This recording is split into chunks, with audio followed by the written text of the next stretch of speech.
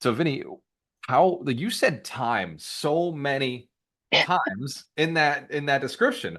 Why is time the most valuable asset for a real estate investor or an entrepreneur to get their control over? Why is time so important to you? Why do you focus so much in all of our conversations? Your engineering mind is always thinking about efficiencies of time. Why is that so important?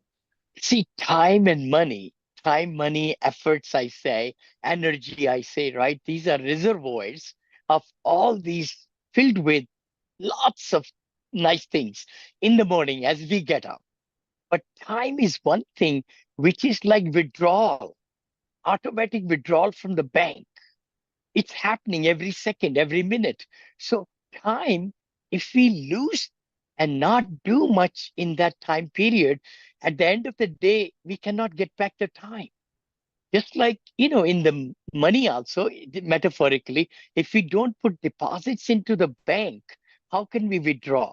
So, similarly, I always believe, be jealous of your time, be thinking, how are you spending your time? Is it the most important thing we are doing? Lankin's book, How to Control Your Time, Control Your Life, is a great book. Everybody should be reading that. Alan Lankin, I think Lankin.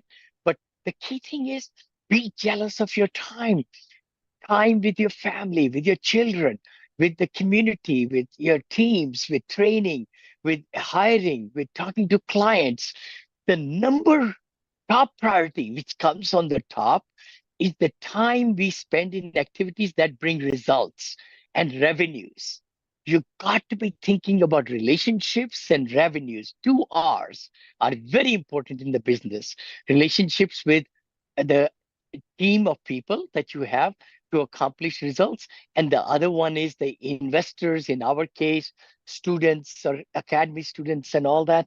So be single minded and hyper focused that activities that we are doing today or anytime, is hyper focused to keep them in mind, to serve them.